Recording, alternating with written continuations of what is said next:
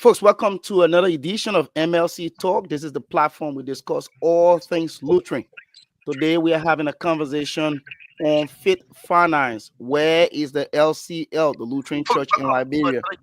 MLC Talk platform we discuss. We are hoping to have the treasurer with us today, treasurer of the Lutheran Church in Liberia.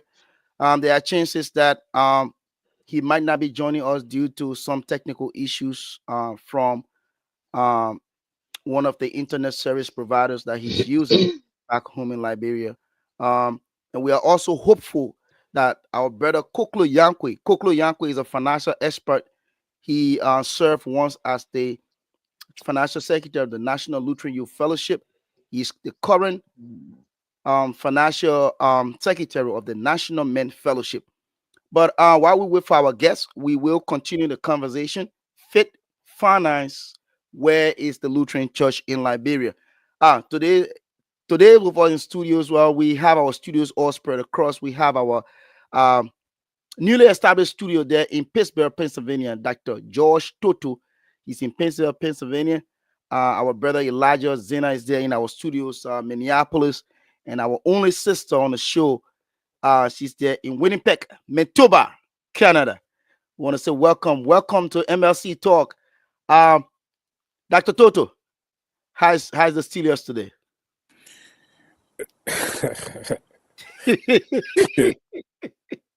I asked for the Steelers, man. What happened? You want to read the review talk, yeah? No, I only asked about the Steelers. That's all I asked about. Okay. The Steelers lost yesterday, your party will review. But the good thing about it, I'm sure that we are going to win the division. But it's always black and purple. It's always the Ravens. It's going to be back on the show today. Yes. A few more days to the big celebration of Christmas. Yes. We want to extend to our listener audience out there, happy holiday or Merry Christmas and Happy New Year to our folks in Liberia, the diaspora. And I mean, great my fellow co-host, our dear sister in Canada, couple, and Elijah in Minnesota. And also to you, the host wedding in Georgia. We are glad to be back on the show to have a good discussion, fit and finance. Yep. What is fit and what is finance? How can we combine the two in a fit setting organization at the Lutheran Church in Liberia? Yep. So it'll be a very good topic for the discuss and see what suggestion, recommendation can come out and be good for our church. Thank you. Yep. Absolutely. Hey, Elijah, I learned that you guys are still digging snow.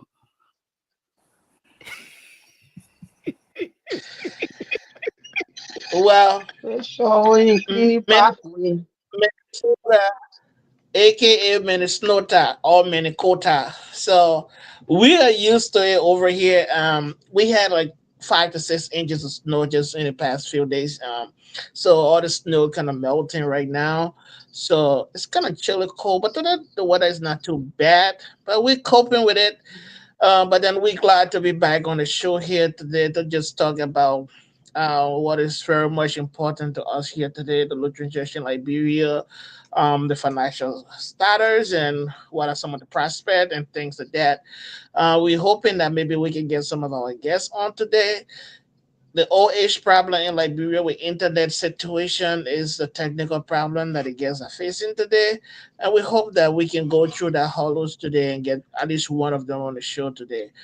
But however, we are happy to be here and we are looking forward to a very good conversation today. And I want to wish everybody Merry Christmas and a prosperous New Year. Probably we're not going to talk until next Sunday and then that'll be after Christmas. So we are happy to be here and welcome everybody to the show.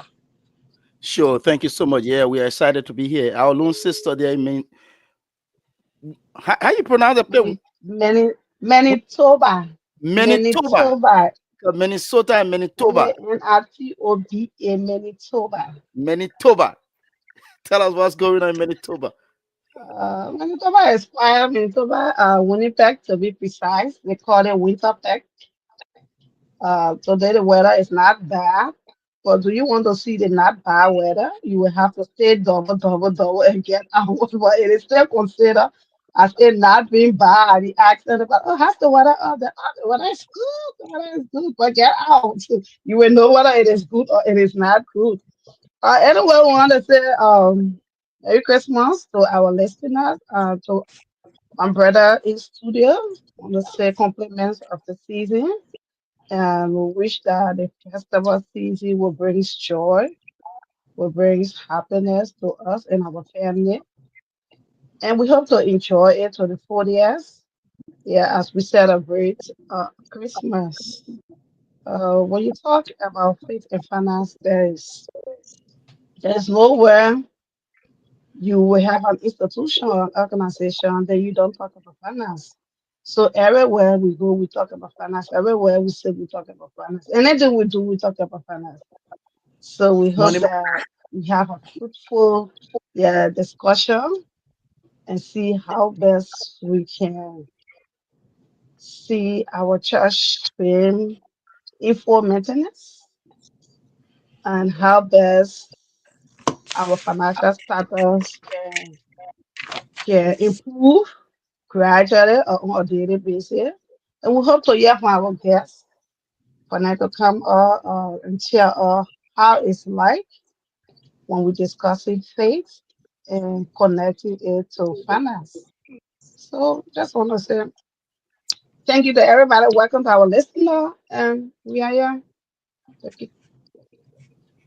Absolutely, we are here and discussing fit finance, and specifically, we will be going to the LCL, and we'll be resting on the LCL today. Um, the past 2 Sundays, we've been discussing issues that had to do with our church, when it comes to financial health, when it comes to the status on the case, the case at the court, the local court, the settlement. We had um, Councillor Livingstone. Councillor Livingstone came here and he provided substantive information on the case. I mean, I think everyone was fed you know enough information about that. But now the question now here is fit our fit as Christians, denomination Lutheran, and finance. Before we go to where the LCL stands, um, like our sister couple rightly put it, you cannot divorce the two. I mean, you talk about our faith. You have to bring in finance as well because the 10% is also in the Bible. Okay. Um, what's the name?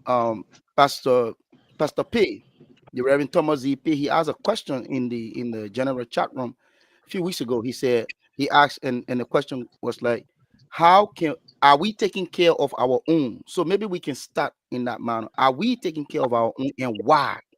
So we're gonna go around. We're gonna begin with our brother Elijah Zina. Elijah Zina, you were in the system before. You spend enough time in the system. When I say in the system in the LCL, you know how things go, you know how things will go in and out through, the revolving door of the LCL. So I mean, give us a little bit, a little perspective on that. I mean, fit, finance, our LCL. I mean, are we taking care of our own? Yes. Thank you. How? No. Why? Good. Well, that's a good. I kind of started laughing when you say in the system, like when you in America when you talk about you being in the system. Exactly. kind Yeah. of, Quote unquote system. yeah, The like nine to you are in the five, system. the eight You to don't want four. to be in the system over here, but it's a good question, and that Pastor P asks as to Mhm. how are we taking care of our own, and it's a hypothetical question, and it also based on where you are. Willie, the way in which our church, the Lutheran Church in Liberia, was set up, and the mentality of our people has not changed when the church was established. You remember, and when the church was established, it was a rural church. The ministry started in the interior, and where people were giving handout to come to church, right? People would come to church, they would give them kerosene, they would give them bread, they would give them other things, other necessities. But people were not paying offering to come to church. So our church was established in a way that the people were not taught how to give. So, and then but then the central administration of the church was kind of supported by the Americans overseas. So people were not used to giving money to the central administration for operations. So that has come a long way since the church was established. But then when the church decided that we want to be self-governing, we want to be self-propagating, but then we lack one thing. We gain our independence as an independent church, as the Lutheran Church in Liberia, but then we forgot about one serious pillar, and that serious pillar was how to be self-sustainable. And since the 1800s, when the LCO was established, and up to now, we are still struggling with how to be self sustainable. Up to today, we are still depending on partners to support the church. So, as a national church, if we are self governing, self propagating, whatever being self sustainable. And for me, I would say that one of the biggest mistakes that the church has made in the past and is now affecting this church is the issue of it being very innovative and proactive. You know, before the church became a national church, it was widely supported by the ELCA, and then it became a national church. It was still being supported by the ELCA, and then we went into civil war. And after the civil war, there were money putting into the LCL. Like you used to go on the LCL compound, like everywhere was flourishing. Everything was good with the LCL, and the Lutheran Church in Liberia was seen as the beacon of hope. But one thing we forgot as a church was how to outline strategy or as a strategy, just in case the partners are gone, how can we sustain ourselves? And the past leaders, they did not put that roadmap into place on how the church can be self-sustainable when partners are putting out. There was no innovative plan. There was no strategic plan. So you had the HIV and AIDS, you had the trauma healing, you had the urban ministry, and just name it all. So if the church by then, when trauma healing had a huge support coming from the Church of Sweden and other places, or the Danish Evangelical Mission, when they were all putting in money. It's just take for an instant, if trauma healing, with all of the money that was coming in and had a very strategic plan on the exit strategy that, okay, we're getting this money to do. What if tomorrow these people pulled out? This is what we need to do. We're going to plan an institution to serve as a peace institution for the Republic of Liberia, because the issue of trauma is a lifelong thing. It cannot go away. So if we have an institute of trauma healing and reconciliation in the Republic of Liberia, the government of Liberia will rely on the Lutheran Church in Liberia to provide counseling and mental health training for people suffering from different forms of trauma, and even providing education to government officials that are going through anxiety. But that did not happen. That did not. We have no institution today in Liberia. Our employees or students of the Lutheran Church in Liberia are still going to Cottington and University of Liberia, other places to do peace education. When the Lutheran Church in Liberia was a beacon of hope in carving the peace that Liberia have today. Palestina, Yeah, buddy. sorry. Let me hold you right there. You're gonna come back in, right? You're gonna come back in. You hit a point that the exit strategy, right? Um, I remember one of my instructors told me in school. She said, "Make hay while the sun shines. Mm-hmm. Make hay while the sun shines." And we're gonna bring in. We're gonna leave couple silly for last. And folks, we are not leaving couple for last because she's a female. No, couple is a financial expert, so she's gonna bring in that from there. But we're gonna bring in our dear brother, Dr. Toto. Dr. Toto is gonna give us a piece. He also, Dr. Toto also served as an executive, or and I stand to be corrected, an eminent person in EULA. Though EULA is, a social organization, but we want to look at why EULA is so strong today, and we want to What is you compare like? that to our institution. The EULA is the Union of Liberians, in the diaspora. Am I correct, Dr. Toto? Yeah, you can come in. Yeah, yeah, you like a Europe, Liberia, especially in America. Okay, in America, that's correct. Yeah, Union of Liberian But, Association in America. Yeah. but that look at the topic, Mhm, fit and finance. mhm.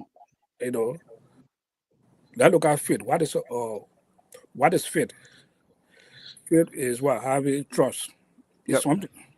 Mhm, You know, and finance is how well do you manage the resources or the money. You know, mhm, and looking at looking at from the LCR perspective, mhm, like Elijah will give you some of the historical account of the Lutheran Church in Liberia. mhm. When we were when we were kids, grew up in Total, the Right. Lutheran Church in Liberia at that time, the the missionary dominated everything. Mhm, They controlled the finances of the church, and I believe in Total at that time, so we had one of the missionaries who was a white lady, who was a financial secretary for the church and also for the Lutheran Mission School. But when the missionary told me, I think the missionary did not do good job to train our people how to manage. mm. Why you say that?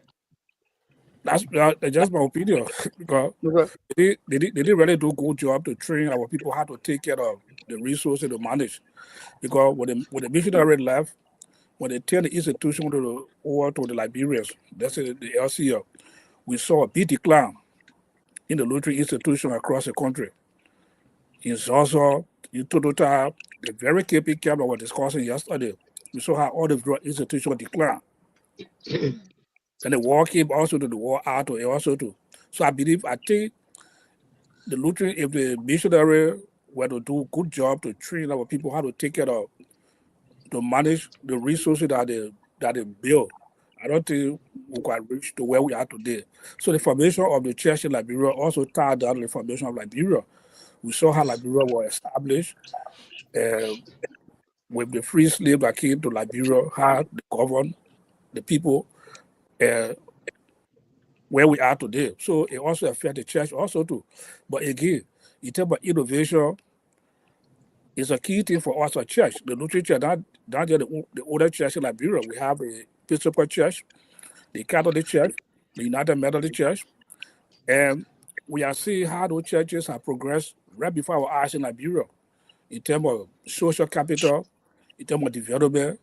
But yet, the Lutheran Church in Liberia, we have not really seen any kind of significant development in the church across Liberia. All our institutions are there. They are not functioning correctly. Our hospitals across the country, the Phoebe Hospital, the Current Hospital, the other institutions we have in Liberia, they are all not just functioning to a full capacity, and which created a lot of serious burden on the church financially. So this is the key issue for the church leadership to be innovative, to come up with strategies, the idea to see how best those various institutions can come back to reality, and where discipline had to come in, good leadership had to also play a role in the process. Good. That Being innovative. Oli, I just want to come back to that Go, total. I want to go ahead. Yeah, disagree. he talk about being innovative. Go ahead, Elijah. Go ahead, Elijah. Yeah, I want to disagree with that total, especially when it comes to the issue of saying the missionary did not train the church or the Okay. people Why you to say that? Why you be say that, Elijah? to manage. In our there's an old adage in Liberia that says when somebody is washing your stomach, over your Mm-hmm. back, you The should be back, able to yeah. wash your stomach, Watch your stomach. right? Yeah. Mm-hmm. So when the missionaries were establishing the church, but then when Christianity was brought to us, or the Lutheranism was brought to us in Africa, right? Mm-hmm. We understand that the way in which the gospel was brought, it was like kind of trying to learn people to feel, will give you this, come to church. So people were not trained how to give, all right? But the institutions that were established, the Hmm. missionary trained people how to translate. So today you have translators in the Lutheran Church because the missionary trained these people on how to translate our local dialects into Mm-hmm. the Bible into The our Bible local into dialect.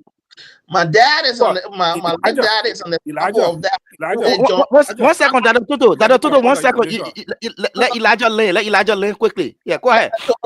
all right. So you have translators. All right. One of the things that, like, I would agree with him when it comes to the innovation thing. Our church, like I stated earlier, we have not been innovative to the extent to lay out exit strategies when the partners leave, or when these institutions were flourishing, how we will manage them after the partners leave. And that's the problem. It's not an issue of the education, but it's an issue of the mindset and being innovative and how to sustain yourself. So if you say that you are self-propagated and you are self-governing, how about being self-sustainable, and how about being self-supportive? So if the partners leave you today, the national church does not have money to support herself because the parishes are not used to sending money to central church for operation. So they see the central administration as a different entity that operates outside of the national church. That's the mentality of most of the parishes. Pastors are sent to parishes and preaching points, and those preaching points, they are paying those pastors based on what they can get. Like, I had a conversation with my dad before he passed away. The church back then, when my dad was a son in Birmingham, there was no salary. My dad would walk miles and miles and miles and go preach. When he gets there, sometimes they collect offering. What is in the offering basket? Sometimes they gave him $3, $4. That's his pay. That was how he was surviving in Birmingham at the time. And this is a man who had family. So from back then and up to today, we still see the church is still struggling with this thing. So what has happened over the years with all of our leaders? Why is it that there has not been a strategic or a sustainability plan for this church over the years? And today we see an administration in power that's struggling because most of the partners now, they are pulling away. You have PhDs holder in the LCL. You got master degrees holders in the LCL. There has been training provided by the partners. The ELCS sends people to America here every year to education. So the partners taught you how to manage, but you have not been innovative. That's what I Let, want to let, ask. let, let, let's let's hold you there. Let's hold you there, Elijah. We're gonna give a minute to Dr. Toto to respond to that. Then we have to bring in our sister. And folks, you are in tune to MLC Talk. Today we are discussing faith and finance. Where is the LCL? The intersection of faith and finance. Where is the LCL at this intersection? Again, before Dr. Toto can come in, please. Our guests are trying by all means. Um, our dear brother Koklu Yankwe, he is trying his utmost best, but technology is just not on his side, and this is not due to his fault. So we just want to let the listening public know that we're trying every means to have our guests in studio, but we're going to continue the conversation. Go ahead, Dr. Tutu.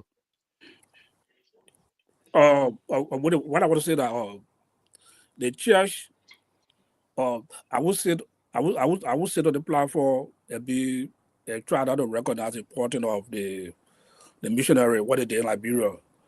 They did they did other good things in Liberia. They train other pastors, lay leader in other part of the church.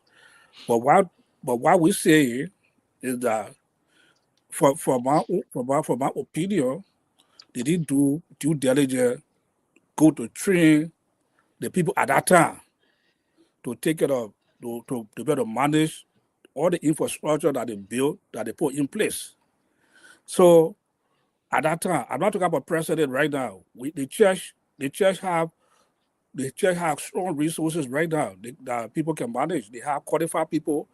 They have educated people in the church, whether like Elijah was saying, people that have a terminal degree, bachelor degree, doctors, and everywhere why the church rather. But before then, we didn't have we didn't have the human capital of the human resources or the human capacity to manage the property. And the missionary has all this skill. And when they were leaving, they didn't train the people well to manage or some of the institution. When they left, look at what happened. All the Lutheran institution went bad. They were not functioning to a full capacity. Example, in my own time to do that, the Lutheran mission closed down. Even in Zosa, in Phoebe, all the other functioning Lutheran institution we had at that time were LTR, and then with St. Peter Lutheran or in Moravia. Other than that, all the various area was very poor. So these are some of the effects that came on the church. So that's what I was saying. Like the missionary they did good, but when it comes to train the people, to build human capacity, to build human capital, to manage the resources, it was very low, and that's what caused some of the problem the church faced today in Liberia. Okay, I That, so Thank you, so so thank you, so. that thank total, you, that yeah, thank you so total. much, Elijah. One, Let one bring you minute, couple a little bit. 1 minute with it, 1 minute. That the Okay, total. okay. Let's give you 30 seconds. Let's give you 30 seconds. Please, got to bring you Yeah, couple. let's come back. Okay, let's take for an instant a classic example of what the missionaries did when they were here. All right, we're talking about training or adequate training for people. The led data going alley.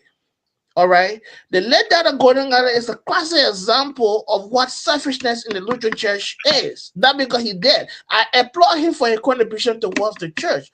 But the led data going alley was trained by the missionary to become a medical doctor. And he served the Phoebe Hospital for decades.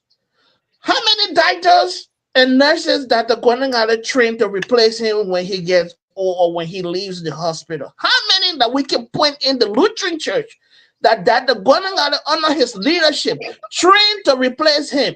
And so when I'm talking about innovation and talking about being proactive to take after the missionary when they leave, those that were trained back then, they were not very proactive and innovative. They put in because they felt that when others become educated and dumb, they would take the positions that they had. A classic example is that of going at it. Today, Phoebe Elijah, has been operated by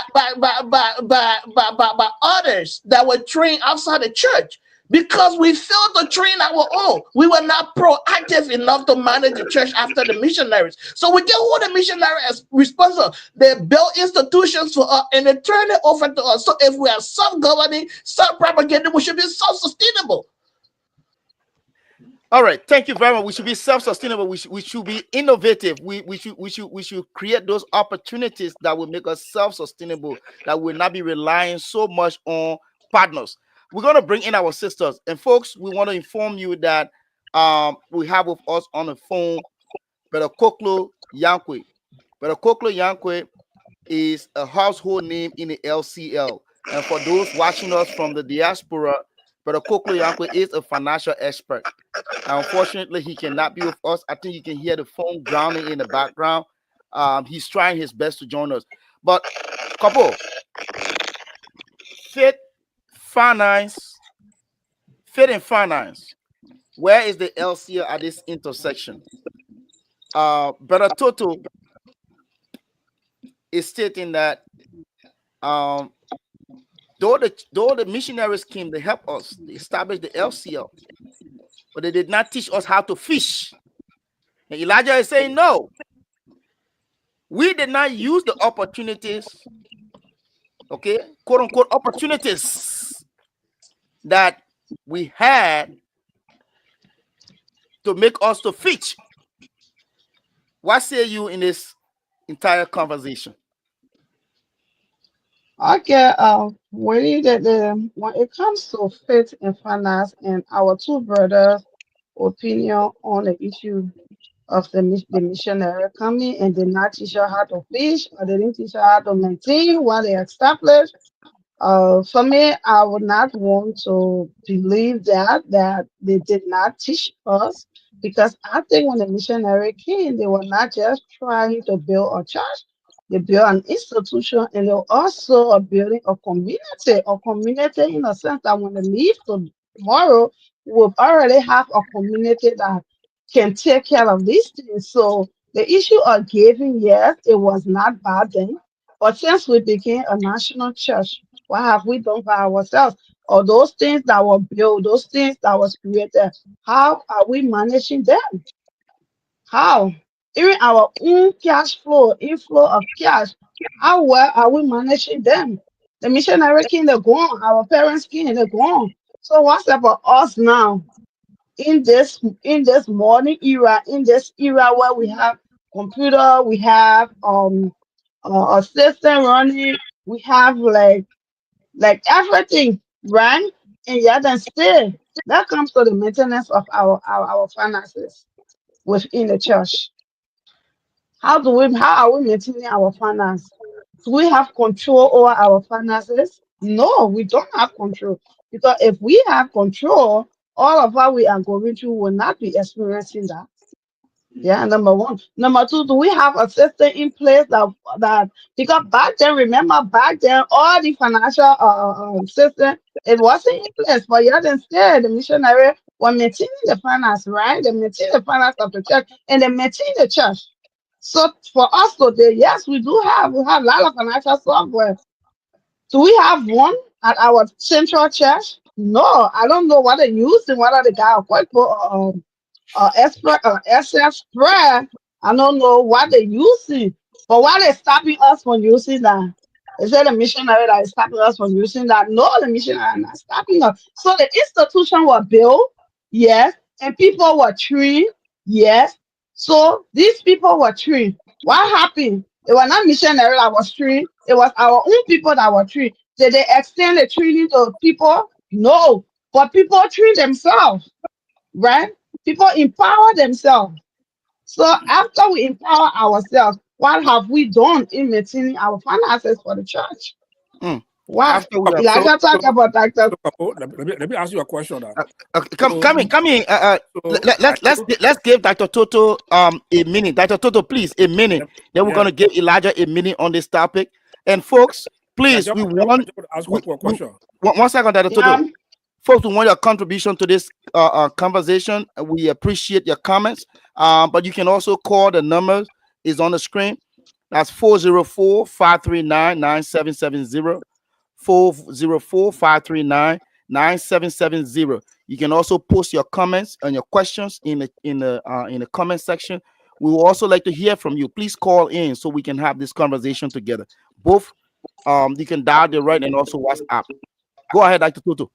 So Kapo, my question here, or happy living with kid there. So are you accusing the church of corruption today? If I'm accusing the church of corruption, Yeah, I'm today. not. I don't.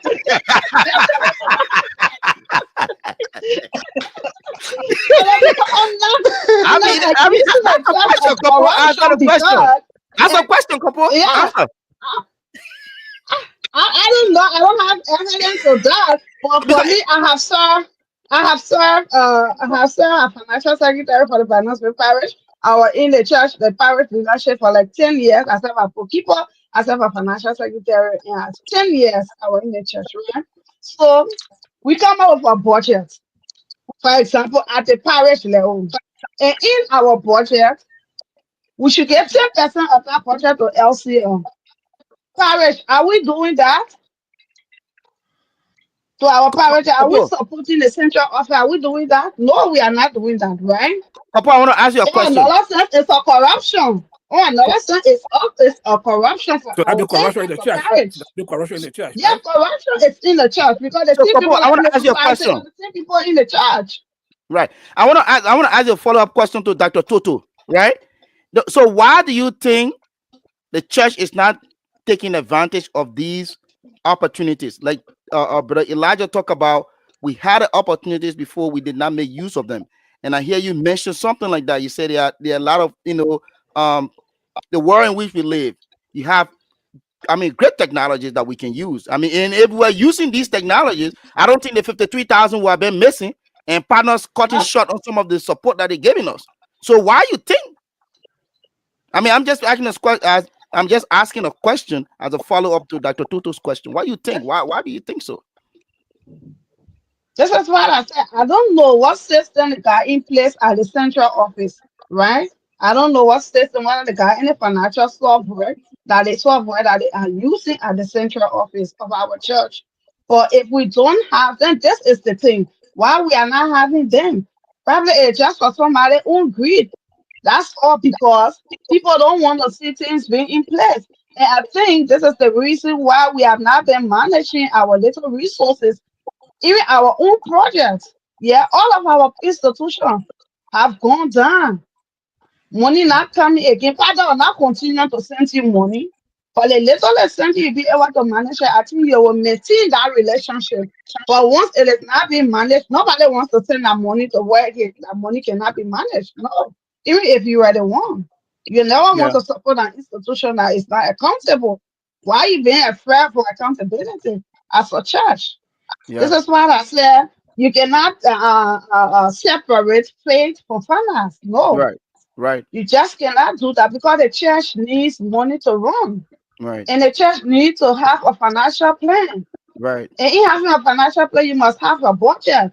So LCR crafts a budget. It's the LCR budget is aligning with the three pillars of the LCR, our teaching ministry, our healing ministry, our preaching ministry. It's Hmm. LCR budget aligned to that.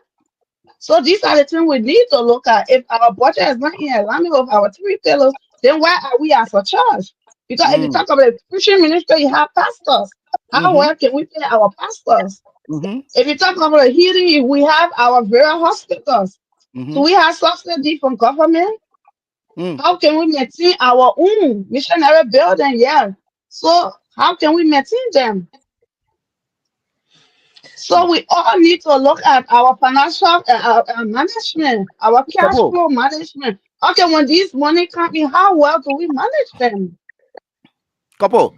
Thank Yeah, you so much. Elijah. Yeah. Very, very insightful information. Listen, we're gonna bring in Elijah. Elijah again, as I stated, Elijah was part of the system. He wasn't in the administration, but Elijah was national president Elijah of already of the Lutheran Youth Fellowship. a He was strong heading wing of the an church. auxiliary. Yeah. Elijah Zena, Yeah. please put this into perspective. You headed Well, an the auxiliary, one of the purpose. largest auxiliaries in the LCL. We're going to bring you, brother. Hold your peace. Hold your peace. You're going to come in, okay? We want to lay the groundwork first. You headed one of the largest in the LCL. Matter of fact, we have three: the Father, the Son, and Holy Spirit, the men, the women, and youth. Only three auxiliaries we have. You headed one for years, not 1 year, 2 years, 3 years, or 4 years. You headed one for years, okay? How was the system? Please, just give a just give a summary on that. How was the system when you work with Yeah. the LCL? All right. Just before I can go to how was the system, I want to respond I want to make a little bit of a contribution to what Kapu was saying. Okay, go I ahead. and in response to Dr. Toto's question about what a corruption is in the church, that Mm-hmm. is a capital yes. Corruption is Mm, in the church. There has been a lot of instances of mismanagement of the church's property, mismanagement on so many levels. And today, the partners have requested the LCR to pay back some money, and they are still paying it right now because of misappropriation. The church should be a place of trust and accountability. mm-hmm. That's one of those are key pillars of the church: accountability and trust in leadership. If you do not prove to be trusted and accountable, nobody gonna trust you and nobody want to work with you. We should remember that the partners, the traditional partners of the LCM that we all have, they are also working with other churches within the sub-region. Similar projects that we are running in Liberia, other churches are running those projects. And if the other churches are reporting and being accountable with the same amount of money given to you, and Mm-hmm. if your reporting structure is different from the others and what they are doing, that lacks trust and accountability on your part. And coming to me being the national leader of the National Lutheran Fellowship for 3 years, Mm-hmm. okay, we serve within the LCL. And during the time we took over, it was like the beginning of the cut down for partners. We used to receive $8,000 from the LCL or from the ELCA for youth support. When we got into office, that amount was cut down to 7,500. And then this just recently, when you talk to the young people, they are now receiving around $6,000, right? So from 8,000 now you're around $6,000. So it's gradually going away. Maybe in 2 years we'll be having $0,000. In a few years we'll be having zero. But this is what we did, right? When we took over in the youth office, we took over almost like nothing. Mm. But we made a sacrifice to keep the National Lutheran Youth Fellowship running because we are national leaders. We had no pay. The little amount of money received from the ELCA, it was used for director's salary, the driver's salary, the director secretary salary. National leaders, how much were receiving for transportation? $20. $20 That is $20. That was a just month. very insignificant to even make you go to school and come back. But what are some of the things that we did when we were in the National Lutheran Youth Fellowship? We entered leadership with a mindset of making the youth department self-sustainable. That was our number one agenda. What we did was we secured a land, or we bought a land in Ziensu, 52.1 acres of land in Ziensu.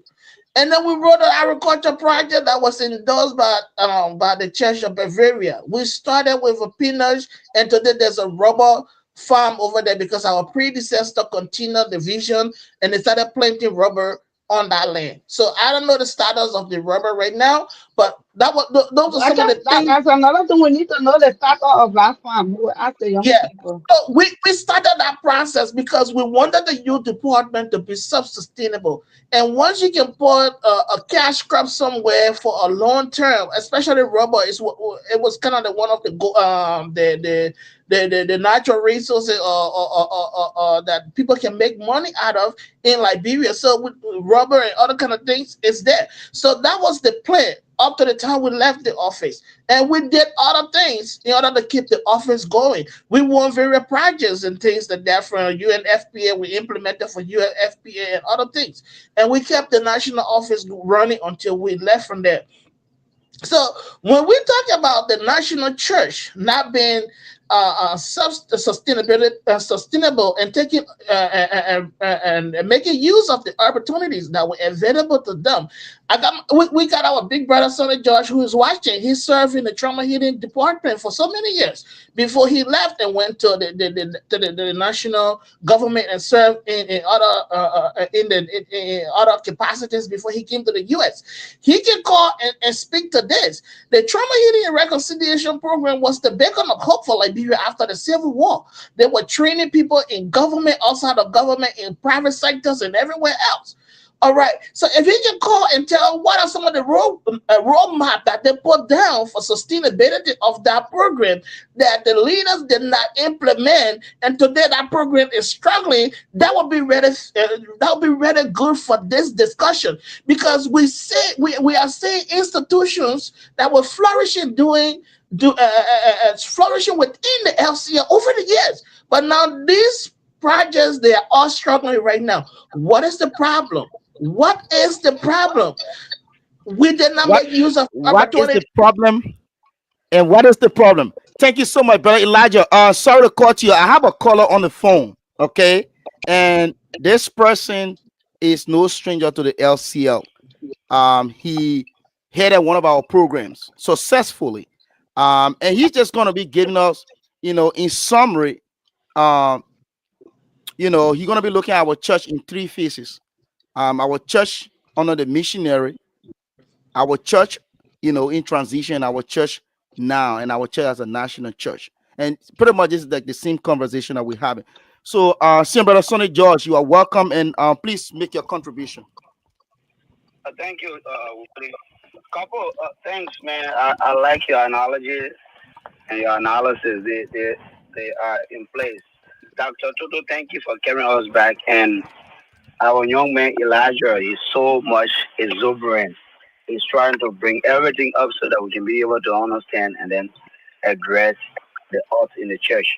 But sometimes, like I always said, you it's difficult to go for fire in during the rainy season. If you're not careful, you're gonna cause the fire. I'm sorry for the poor quality of my voice, Go man. I ahead, feel Senior brother. We like that. yeah. So Zina, you're a good guy, man. I understand everything that is happening. Once in a while, sometimes it happens like that. If you expect things to be going the way it's supposed to be, and you think that it's not going that way, you anyway. Back to the point. If you really want to understand the Lutheran Church in Liberia, you must have the Lutheran Church divided into phases. And on each of these phases, maybe you try to understand what were the activities and the purpose of those activities. And then, like that, you can begin to draw lines between why things went the way they were and why things are the way they are looking right now. Well, Dr. Toto talked about the establishment of the church, which was purely not our business as national people. They have come to Christianize the African. So that was their purpose. We have a purpose. They never asked us our buy-in. We did not buy into that process. They came on their own objectives, and their objectives were achieved according to them. They packed up and left. Whether we were strong enough to stay by ourselves, being Christianized, that was none of their business. They left. But they did not leave completely. We were in transition. They said, okay, we are going to help you people. You tell us what you want. So we were asking for finances. So they were not giving us finances to keep. They were giving us finances to spend on activities. And our duty was to expand those finances and give them zero balance. That's the only way we're going to ask for some more money. If the money stays in your treasury, it means that you are not using it according to how you are requesting for it. That is the project church. That is how the project is. That is how Liberia is running. You must finish the money and report a zero balance. And at the national church, what is our vision? Do we mean, from a very strong standpoint, to have a national church? When we talk about national church, what is the concept of a national church in our mind? Is it that about like how do we find money to program our activities? Or how do we cooperate and collaborate, coordinate in a way that will be having a way to build synergies to get what we need just besides money? All our attention has been on money, money in the church. Money is very, very much important, but there are so many other things that are supposed to be in place.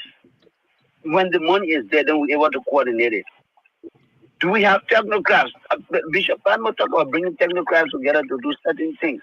Where are those technocrats? What are they doing? What reports are we seeing? What review have they made? What discoveries do they have for us to go through? For us to know the differences between the church now, the church in transition, and our old church, the church under the missionary. If these things are not cataloged in a way that we can make sense out of them, even if we have money, we're going to mismanage it. We're going to mismanage it. There is no expert can come from anywhere and help us unless we ourselves. The Lutheran Church was built outside the vision of our national church. They came and Christianized us. That was what their objective was.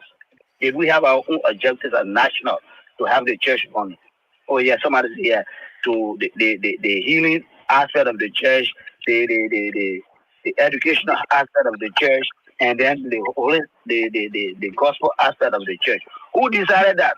Was it what we wanted? Did we read it in the Bible? Did we intentionally say this is what the church was going to be about? Or this is the same platform they brought to us, and then they're just making us to walk in through them so that we know that this is what they seem to do, Christianize us. So are we being Christianized enough? So we need to go back to the drawing board. I'm not saying start from way back at the genesis of the church. Come back to now. What do we need now as a national church? What should be our focus? What Senior brother. materials do we need to go through? Yes. Senior brother, 1 second. I'm going to just hold you right there.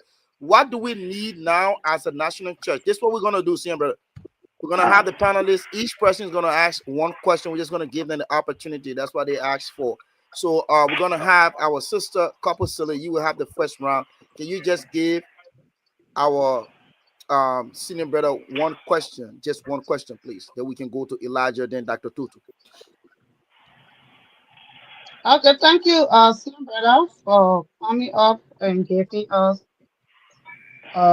like dividing our topic into three phases. Yeah, I love that. So since now we know that the missionary came for a purpose and it played a part one, we have a transitional period, and now we have a national church. Yeah. So now as a national church now, because a national church we have had like three, four, five bishop now, or four bishop now. And for now, that our time, we are there a national church, and yet and still we continue to repeat those things. We continue to do the same thing. We continue to do the same thing. Nothing is missing. Nothing have been in place. So, as member of this national church, what do you think that we all as parishioner can do in going back at these three pillars? And what do you think? Do we really need these three pillars, or do we need to modify them, or do we need to add them? Since in fact that we have been running with that for decades, and yet and still we haven't really gotten what really these three pillars are. We are not expanding on them. So what can we do aspirational? Do we need to modify? Do we need to drop them? Do we need to add, or what? Well, yeah, modification could be one. For example, look at the growth of the church numerically. What are the numbers sustaining? The various congregation, are they keeping their members? They are not. Majority of the churches members are now leaving to go to other churches.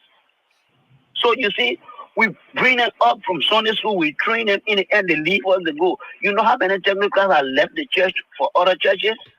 What are we doing to boost that spiritual part of the church, to boost that spiritual part of the spiritual arm of the church, to at least not to stop people, but to minimize the exodus of technocrats and professional people from the church? What are we doing about that? We train them. Look at our pastors. Man, most of our pastors, the church brought them up, trained them, and they went in different categories of training that are not even near the church. Some of them are walk away from the church. How is that affecting the church? Do we continue to train people? So this is one thing. This is one thing we need to look at from a spiritual endpoint. I don't have an answer on that whole spirituality issue, but I can admonish the church, the pastors, those that got spiritual eyes. What can you do now to call the attention of the spiritual people so that we can not just begin to pray, but begin to do other strategies to maintain our people in the church? Because these guys that are leaving, man, they went through the Sunday school, they went through the youth, they know everything about the church. Now they're in different churches. What about our pastor? What about our healing arm? The church, the hospitals. Are we controlling the hospitals 100%? No, we don't even have a say in the training of our people. If you look at the whole establishment of the CB hospital, it is on a different people that are there. The big administrator there is from SDA. How is it propagating the aim of the Lutheran Church in that particular city? Are we prioritizing our Lutheran students in the church? Or we're going to be like the way LTR was looking? The LTR was, name was on it, but all the students were from Monrovia, from different places, from different churches. And the market women that are paying for, that are sending a bidder board to send their children to LTR. They could not even enter because of the price. Is that how the city hospitals, program is looking right now, the nursing program? So we need to look there. These are things that make it, so when you see some young people getting very much agitated when you talk about religion, these are the first things. I don't blame Elijah Zina. He was inside. He knows it. So he knows the errors when he signed up to this time. And the same things are repeating. So these are modifications that we need to make. We can't just sit down there and continue to run and run and run and run. Let's take a break by sector. By sector. Thank you very much. Thank you very much, Simbra. Let me hold you there quickly, please. We have just little limited So time. meaning we need modification on our three pillars. Yeah, he included that. So Elijah, come with your question, please. Yeah, thank you, CM Brother Sonny George, for taking up the time to be on the forum and talk about some of these things that happen in our church.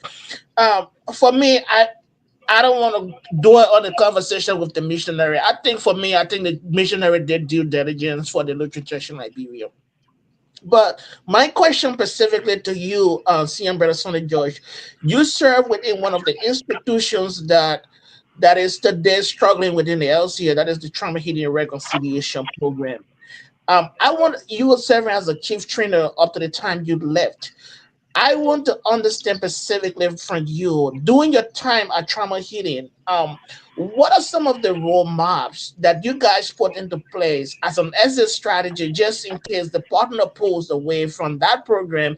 How you guys intended to run that program after the partners leave the LCL or stop supporting that project? I just want to understand whether you guys had any plan like that in place that were presented to the leadership of the church. Oh, thank you very much. And if I want to be real radical, I will ask you the same question, Mr. President. When you were exiting the seat of the National Lutheran Youth Fellowship, what was your exit plan to see the new people that come up so that they can go through all the process or the frustration you're going through? But I'm not Yeah, going to ask that question. to answer that question, you can ask that question and I can answer it. When we were leaving the national, Elijah, we left Elijah, 51. Wait. We left 51.2 acres of land with agriculture fundings for the young people. We also turned over to them other projects that we were running. And today, our proposal to have KP running, we left that proposal with them. Today, you have KP camp operational because we had that vision. We even contributed to building some of the camp, the cabins that on KP. So that's the answer to that question. That's what we did. Okay, thank you. I don't want to go back to what we did when we were in a National Youth Fellowship. I'm not going to trade that. So this is it. The Trauma Healing Reconciliation Project was on two entities. The Lutheran Youth, the Lutheran World Service World Federation and the Lutheran Church in Liberia. The Trauma Healing Program was not a development project. It was a conflict management project. It was an emergency project. Funding were raised based on the needs, the trauma healing needs, the psychosocial needs of the church members, firstly, and secondly, for the entire country. So we could not do anything they call face up because that was not the objective of the trauma healing program. That's the first thing. If we had done face up, it was going to be like we're going to be like hiding money and keeping it somewhere, and that's going to be mismanagement of the donors' funding. That is what I said from the beginning. The church is running as a donor-funded project. You have to use zero balance before they send money to you. Whatsoever that was meant for development was never ever accepted. We tried so many times before, it did not work. We tried to bring a family life education so that it becomes sustained. It did not work. We were receiving money per yearly basis and per reportage basis. Whenever we do the activities, we complete the activities, we wrote a proposal, and then we submit it. They send an auditor to come and audit. So the money was not just for us to use as we please. That's how it was run. But they did not mean that we did not have exit plans. We wanted to. We put in place so many exit plans. The church have most of them. Reverend Pani can address himself to some of them, but it did not work. That was not their mission. They were not giving us money to develop, to build a trauma healing center, to build a recovery center. That was not how it was. We were building capacities. That's the most we were doing. Thank you, CM brother. So the trauma healing was building capacity, a project institution, not as the CM brother put it, they were not responsible for development issue. Yeah. So we're gonna bring in Dr. Toto. Dr. Toto. Yeah, thank you, Brother George, for some of the on some of the point that you raised. My question had to do about sustainability in the church. When you are speaking about maintaining the pastors and other, how do we sustain the church? I just read a post from Samuel Dabono. I think he said he died in the Lutheran church again. I can recall during our days in the church in Liberia as a leader, Simon Dabara was he played a major role in the evangelism department at that time. So I thought probably he was part of the church, but fortunate to see his post that, he's not part of the church again. So if you were to advise Bishop Pamo or those was in the church to keep member in the church, what would you tell him? Based upon the experience of people Simon Dabara? Unfortunately, I mean, that problem I said they courses together in the university of Liberia in the same political party in the university. I did not even get this. I did not even know this information. He was not just an ordinary person. He was a youth official in Yeah. Superior. So So, even in church, you know the worth of knowledge that he walked away with. You know, understand that, right? yeah. But I don't know if that solves his problem. But if he's happy the way he is, then we're better. Good luck to you.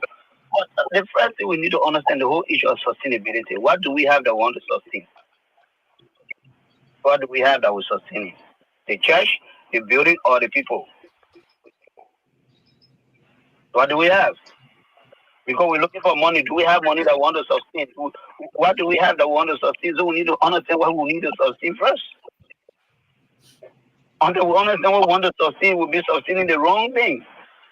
And I listened to the last panelist on the last program. Uh, Council of Bobby Livingston, the learned guy.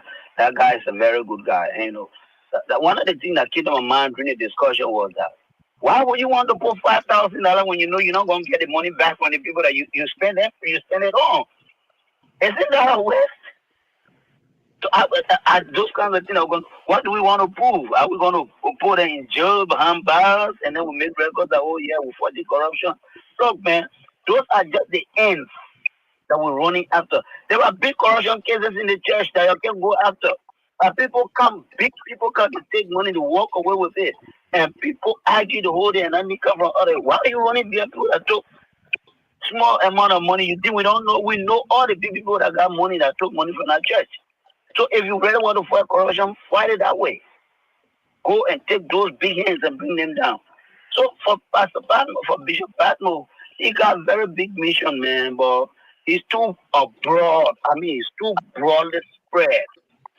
And the thing is, take one, implement it, do a project review, and see how you can learn from it and suggest another one. So everything else that he been doing, excuse me, I'm not sure where we are. What's about LTR? What's going on with LTR? You try to talk about the pigs and the goats that got missing, and these are things that can distract you when you get to power the very first time. Don't be going for little things. Sit down and be clear in your mind what you want to do, and then begin to do that. He got some real good plans, but I think he took on so many different projects, and then he just got overwhelmed with building of the church, building of the parsonage, reactivating this contract, and looking at this and then he just got spread. And those 10 people, really people that he needed to work with, did themselves to got lost in the whole middle of everything that he wanted to do. He got good plans. He has very good plans. But I mean, he spread himself too thinly. So he needs to go back to see what project can he perform that have ripple effect on everything else in the church. You don't hold everything and run with it. Those that you're running with, you're not paying and they are volunteers, they will get tired along the road. They got their own work to do. They got their family to cater to. So he did a very good job, but I think he was spread too thinly. I think that's the only thing that he needs to go back. Go back to them and see how he can resuscitate that one by one in a very calculated and intentional way. It will help him and help all us to know what we have to do. We complete it and we move on the next one. We can't hold all at the same time. You can't be making big farm on the side, this one on the other side, this one on the other side. I understand. You got enough energy. You don't have to prove to us that you can do the work, but take it easy. You get overwhelmed and then you get burnt out and then you just sit down and see everything falling apart. But he's a good person, man. I like him. Thank you so much, Sam brother. Take it one step at a time. That's why one musician said one step at a time. But Sam brother, again, it's always a pleasure having you with us and sharing your analysis on all of the topics that we have. And we want to wish you a Merry Christmas, and we will be getting back to you sometime. Thank you so much. Yeah, we have to bring him on the show. Yeah, and Sure. okay, so we're gonna be by popular demand. Let's prepare for January. We're gonna be bringing you on the show. Yep. No problem. I'm here. Okay, all right. Appreciate you, Simmer. That was the voice of Brother Sonny A. George. Sonny A. George is a household name in the LCL. He headed one of the successfully, I will add, the Trauma Healing Reconciliation Project or program until he resigned. Why did he resign? We want to know all of that. Come January, we will know a lot about the Trauma Healing and Reconciliation Program of the Lutheran Church in Liberia. Couple, here we are. When they get solve that one problem. Listen, You got a trauma healing listen. reconciliation program. Let me just You say, have a trouble in your no, reconciliation in your church, but it cannot solve that one problem in your church. that's listen. That's No why January we're gonna bring him. No problem. We're gonna bring What him. a Why trauma healing cannot fix the trauma problem in the church? It can be financial trauma, it can be physical trauma, it can be yeah, all of the trauma. People not speaking to each other trauma. With the current have the trauma healing program that or That's your brother, the Reverend Flomo Nushin. No. Philip, Yeah. Philip Nushin, sorry. Philip Flomo Nushin, right? I think probably Yeah. I think Yeah, probably Philip Flomo Nushin. I think probably we also try to get him also too. To hear from his office perspective. What are some of the things they do in the church? he needs to come. He needs to. Yeah. So folks, we again want to say thank you so much for joining us today. We have just very limited time. We're gonna try as much as possible. We will call Brother Koklo Yankwe. We'll try as much as possible to call Brother Koklo Yankwe to give, just to give him the opportunity. He tried his very best. Can you recognize the viewers? Oh, sure, absolutely. Yeah, we have to go back to our tradition. Yeah, we have to go back. We have to go back. So folks, you listen to him for a couple of minutes. That's Brother Sonny A. George, Lutheran Church in Liberia. He's here with us now in Philadelphia. Our sister Comfort Saki, Sakwi. I keep saying Saki. Sakwi. And Sakwi. Anyway, let's forget about that. All right. Our mother Konya. One thing, I see the Oma can dance, man. I'm not lying. Liberia just said she on the oral. The Oma can dance. I saw the Oma on one Facebook. The Oma can dance more than Kozu. Kozu, everything I'm lying. Let's put it to a bed and challenge. I know the Oma can dance. The Oma dance more than you. And our mother Hawa Kuyate. What a Hawa Kuyate is there at St. Matthews. Brother Jeremiah Gavler. Jeremiah Gavler want to welcome you. Our mother Victoria Nangbe Johnson. Thank you so much. Couple of Oma. Brother Leroy. Yeah, Brother Leroy said he's willing to provide update on the